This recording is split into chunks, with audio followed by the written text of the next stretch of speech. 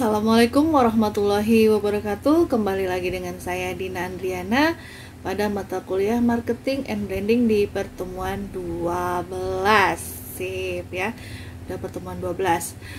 Materi pada pertemuan 12 ini berisi tentang brand ya, brand atau merek dengan pokok bahasan pengertian brand, marketing vs produk, peranan dari brand atau merek. Kemudian ada branding. Terus ada 3 rules of success in building top brand, hal yang dapat diberikan kepada merek atau brand. Kemudian ada strategic brand, manajemen proses, 5 tahap brand experience. Kemudian ada brand trust dan brand loyalty. Oke, mari kita mulai. Yang pertama yaitu pengertian merek atau brand.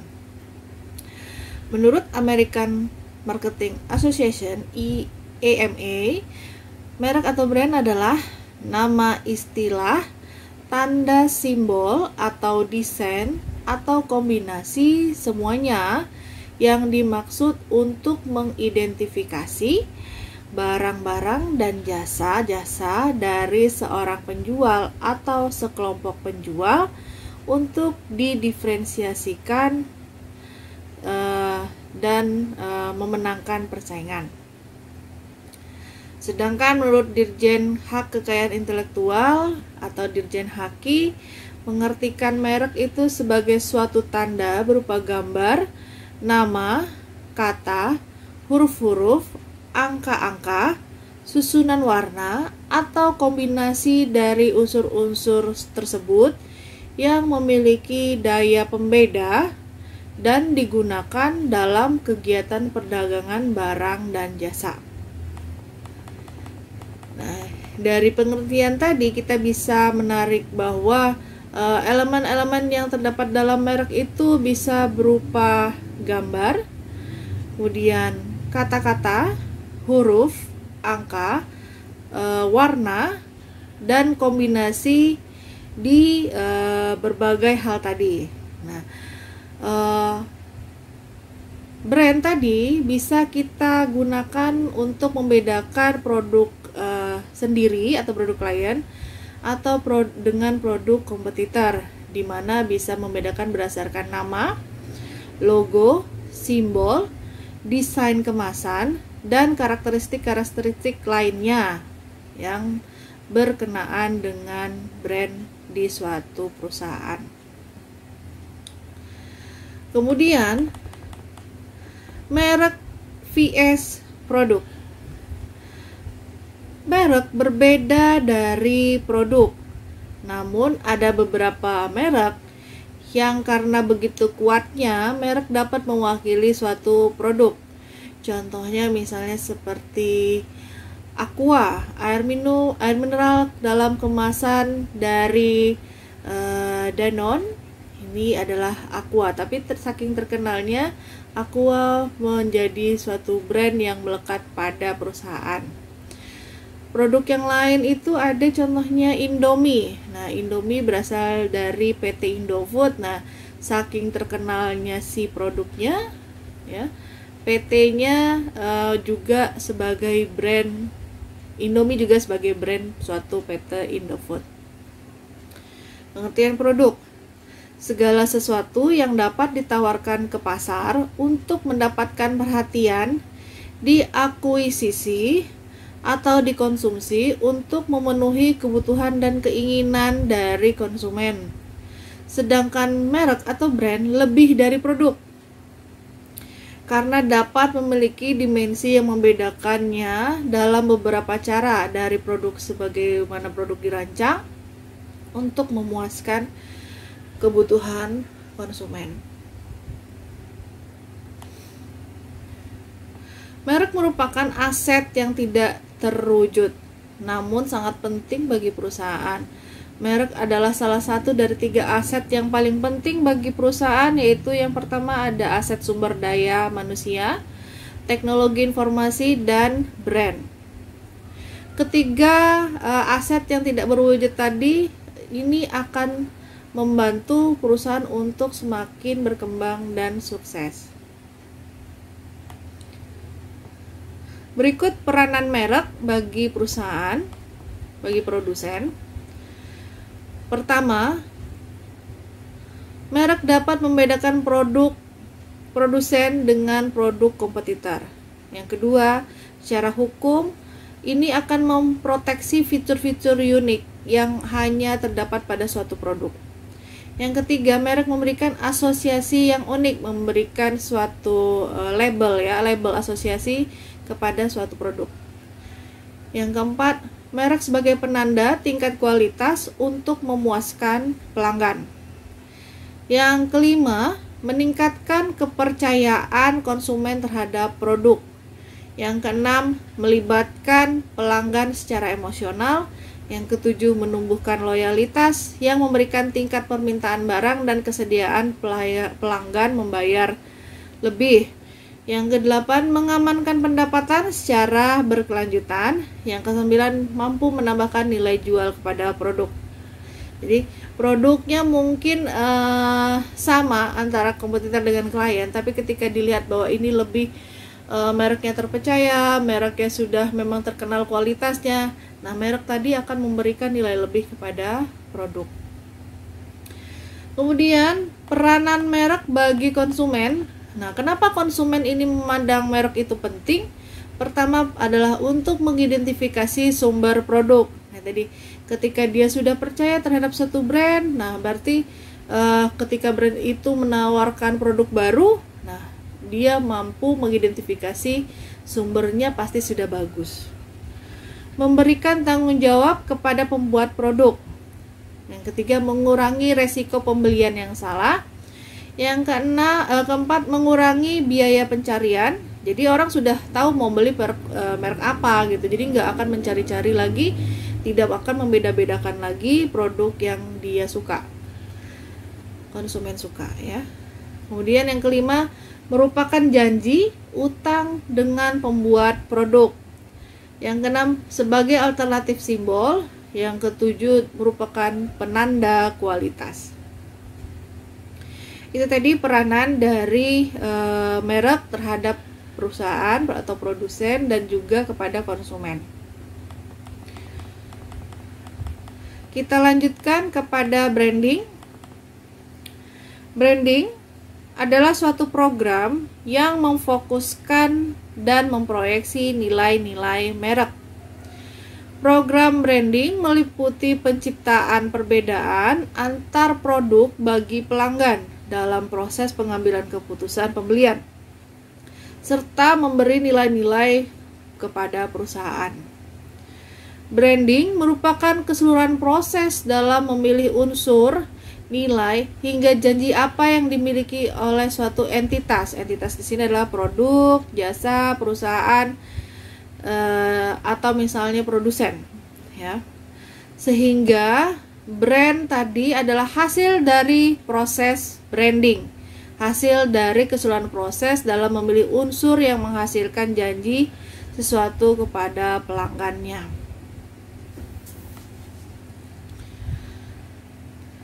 Kita lanjut kepada 3 rules of success in building top brand. Jadi 3 aturan, 3 tahapan yang sukses untuk membangun brand.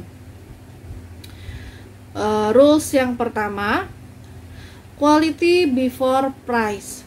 Di sini perusahaan yang memiliki top brand adalah perusahaan yang dipimpin oleh jajaran manajemen yang percaya akan pentingnya kualitas, baik kualitas produk ataupun kualitas layanan atau jasa. Mereka percaya bahwa kualitas akan menciptakan keuntungan yang lebih baik dari seluruh pemegang top brand, seperti merek-merek perusahaan ada Unilever, Indofood, Astra, BCA.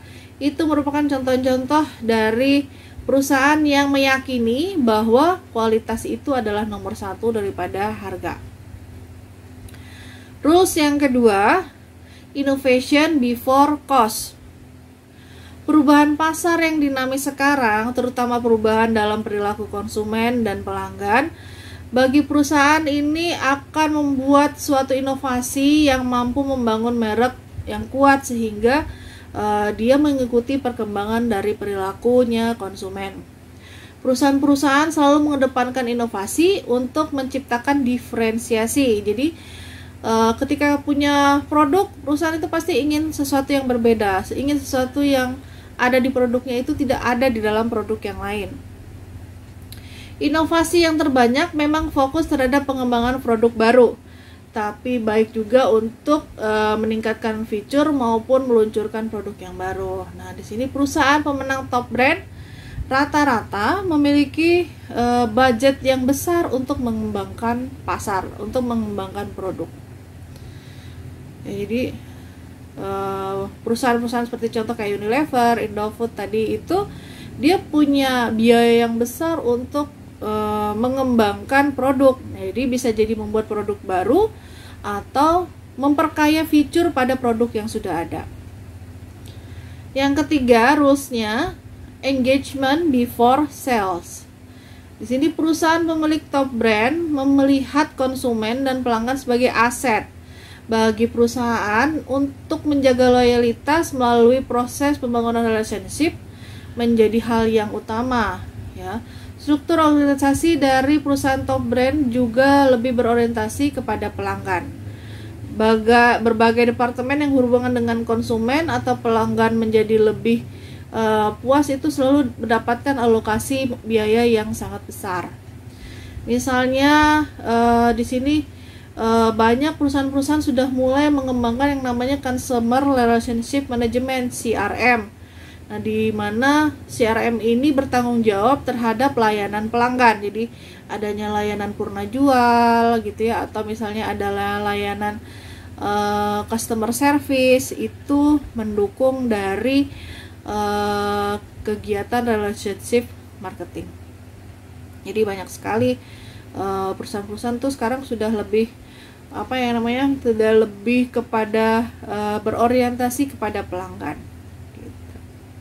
Kita lanjutkan materi kepada hal yang dapat diberi merek. Jadi apa aja sih yang bisa ditempelkan merek? Ya. Yang pertama adalah barang fisik. Semua barang fisik yang diperjualbelikan memiliki merek sehingga dapat dikenali oleh pelanggan.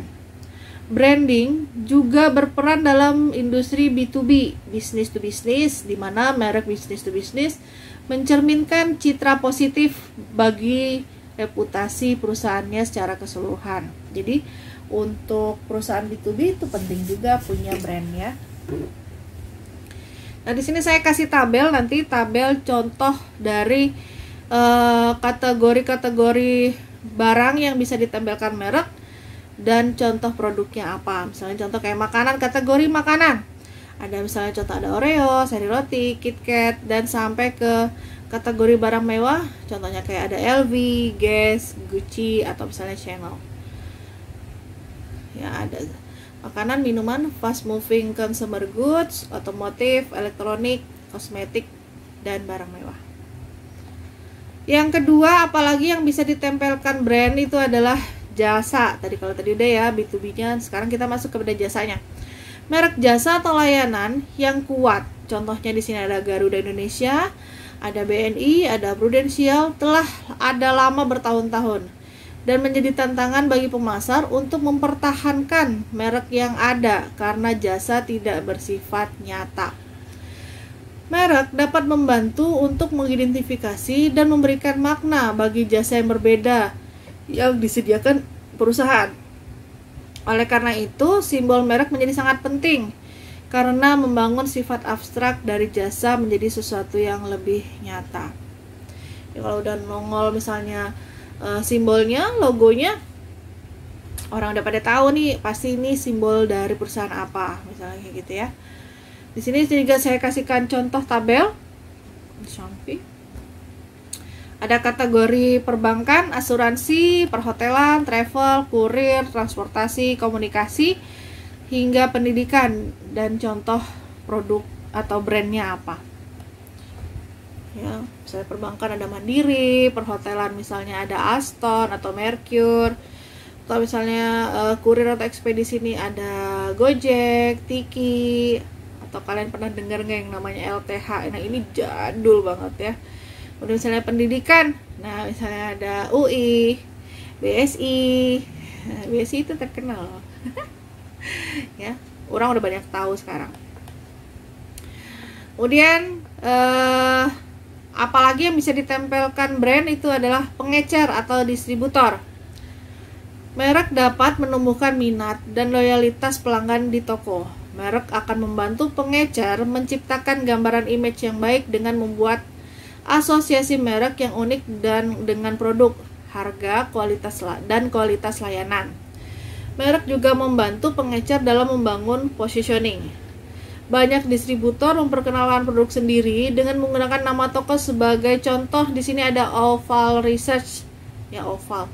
Namun distributor dapat juga menciptakan nama baru untuk merek mereka dengan nama yang berbeda. Misalnya nama tokonya atau kombinasi dari keduanya. Contohnya misalnya Ken Master. Ini gabungan dari S Hardware, Saint Michael, Ken Master ini gabungan dari produk apa tuh namanya? Saya lupa. S Hardware dengan produk produk apa saya lupa. Ketiga kita cari contohnya. Kemudian ada Saint Michael itu gabungan dari Marks and Spencer. Nah, kemudian ada Value Plus itu dari Hypermart. Pengecer perlu membranding diri agar tumbuh kepercayaan masyarakat dalam berbelanja di tokonya dan percaya untuk membeli produk yang ada di dalam toko tersebut ya, atau di dalam agen atau distributor tersebut. Banyak pengecer harus meningkatkan layanan mereka dengan membuat kartu anggota atau member dan memberikan penawaran-penawaran potongan harga atau penawaran promosi penjualan. Ini saya beri contoh di sini kayak ada S Hardware, dia banyak sekali produknya kan, nggak hanya dari S Hardware doang gitu ya, nggak hanya dari S Hardware saja, tapi juga ada banyak produk-produk lain yang masuk ke dalam S Hardware. Kemudian misalnya Transmart, dia menambahkan dengan penggunaan kartu kredit Carrefour atau Transmart. Nah di sini ketika menggunakan kartu kredit tersebut mendapatkan diskon 10% di setiap pembelian barang yang ada di dalam Carrefour. Atau misalnya membuat produk-produk khusus seperti di sini Value Plus di Hypermart. Jadi dia membuat produk sendiri atau mengemas produknya sendiri. Atau juga ada label-label di Indomart atau di Alfamart juga membuat kemasan produk sendiri. Kemudian yang keempat, apalagi yang bisa ditempelkan merek, yaitu adalah produk dan jasa online. Kehadiran dunia online mengubah kehidupan masyarakat. Nah, di sini beberapa merek online yang bermunculan itu ada, misalnya ada Google, ada Amazon, ada Facebook, OLX, berniaga.com, Tokopedia, ada Lazada, ada Blibli. Nah, di sini perusahaan-perusahaan ini dituntut untuk menciptakan keunikan produk yang ditawarkan selain dengan kenyamanan berbelanja, keamanan, sehingga harga yang bersaing. Apalagi yang dia tawarkan. Misalnya contoh, Blibli.com ini mengklaim bahwa dia memiliki distributor resmi, ya pasti asli katanya kayak gitu. Branding produk online ini sangat penting dan diperlukan untuk menumbuhkan kepercayaan pelanggan yang pembeli pada website atau produknya mereka. Hal ini juga harus diimbangi dengan kecepatan dan pelayanan yang tepat dengan menggandeng, misalnya berjoin dengan perusahaan-perusahaan kurir atau perusahaan-perusahaan ekspedisi atau perusahaan-perusahaan pembayaran kredit. Ya, seperti di sini kan ada PayLater, ada GoPay, kemudian ada eBay, ada e-wallet gitu ya, berhubungan dengan itu. Baik, kita lanjut kepada hal kelima di mana yang bisa kita tempelkan merek, yaitu adalah organisasi atau orang. Proses pembentukan merek untuk orang atau personal branding berlaku pada tokoh masyarakat seperti politisi, seniman, selebritas, atlet, ataupun profesional yang umumnya langsung mengarah kepada nama orang tersebut. Personal branding ini ditujukan untuk menciptakan citra yang kuat yang diinginkan oleh si personal, sehingga dia bisa diterima dan dikenal publik, serta tentu saja memenangkan untuk kompetisi. Contohnya yang kemarin ada tim sukses calon presiden. Di sini membranding bakal calon presiden pada pemilu seperti Bapak SBY. Kemudian ada Bapak Bapak SBY tadi adalah pada nama Susilo Bambang Yudhoyono, menjadi SBY brandingnya. Kemudian Yusuf Kala menjadi JK, Joko Widodo menjadi Jokowi, dan Abu Rizal Bakri contohnya di sini menjadi ARB. Nah, kesini juga muncul seperti adanya Agus Trimurti itu jadi AHY ya. Dia punya personal branding juga. Kemudian selain orang, organisasi juga bisa membangun merek dengan memberikan makna melalui program atau kegiatan atau promise janji-janji yang mereka ingin tawarkan. Organisasi di sini contohnya adalah misalnya Partai Politik Perindo. Nah, di sini dia melakukan branding kepada berbagai hal ya, bisa dari siaran program televisi, bisa dalam program UMKM-nya juga ada FPI, nah Front Pembela Islam. Nah, ini kan brandingnya sangat kuat. Kemudian ada Palang Merah Indonesia PMI, kemudian pasti pernah dengar yang namanya Inkopau, Induk Koperasi Angkatan Udara. Nah, ini kadang-kadang orang tahu Inkopau-nya saja, tapi tidak tahu apa Inkopau itu ya, Induk Koperasi Angkatan Udara. Jadi saya tunjukkan contoh-contohnya ya, ada misalnya dari si Perindo, kemudian ada Inkopau-nya, ada tadi personal branding Jokowi dan JK, SBY, AHY, ya, ARB. Yang keenam, branding bisa melekat pada olahraga, seni, dan hiburan.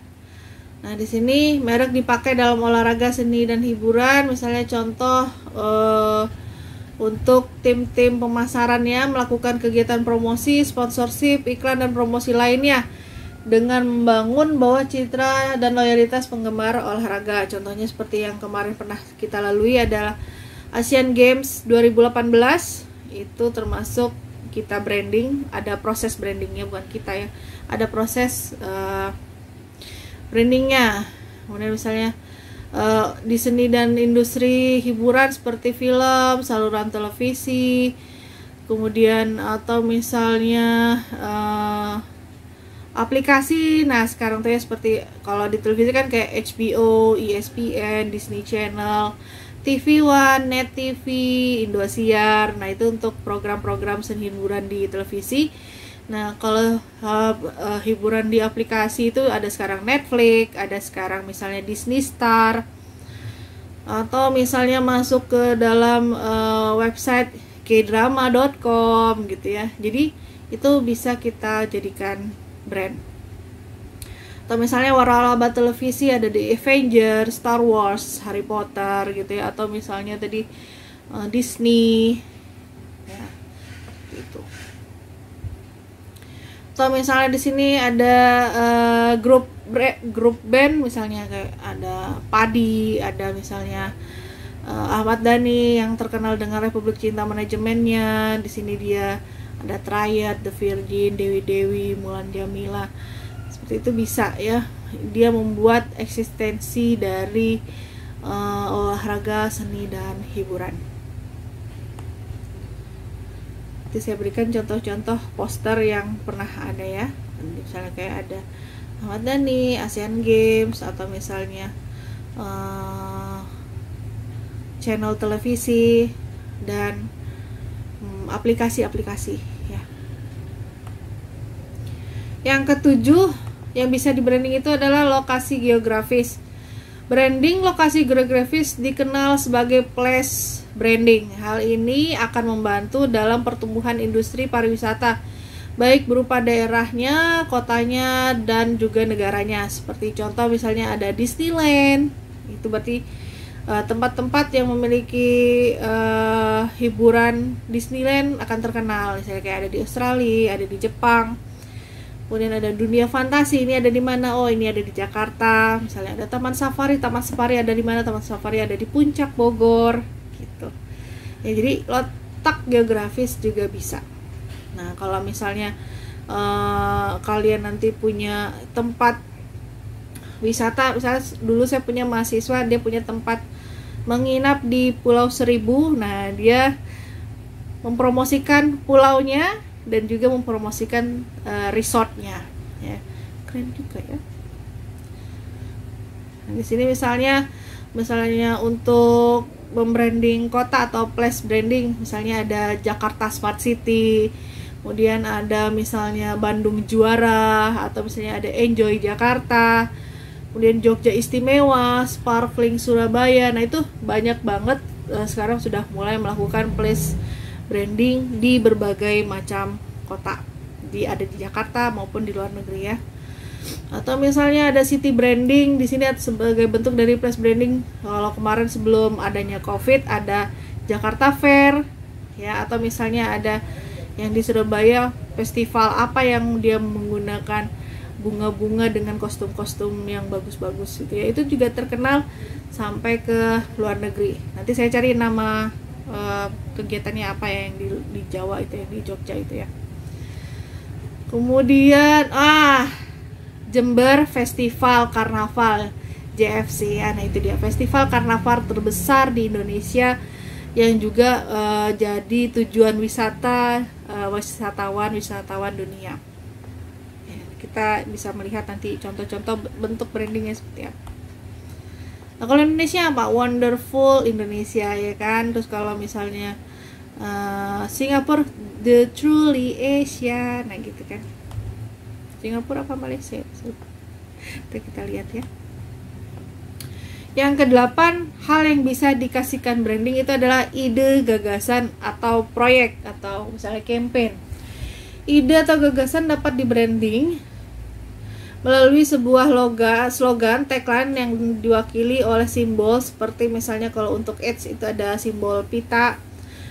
Nah, kemudian ada simbol-simbol go green, recycle, reduce, reuse. Kemudian ada bentuk-bentuk bike to work, atau simbol begini, 2 anak cukup gitu ya. Jadi kalau yang foto pakai begini, berarti dia mendukung ikut KB ya, 2 anak lebih baik. Banyak, nanti kalian bisa kasih contoh-contoh mengenai kegiatan, ide atau program-program yang dibuatkan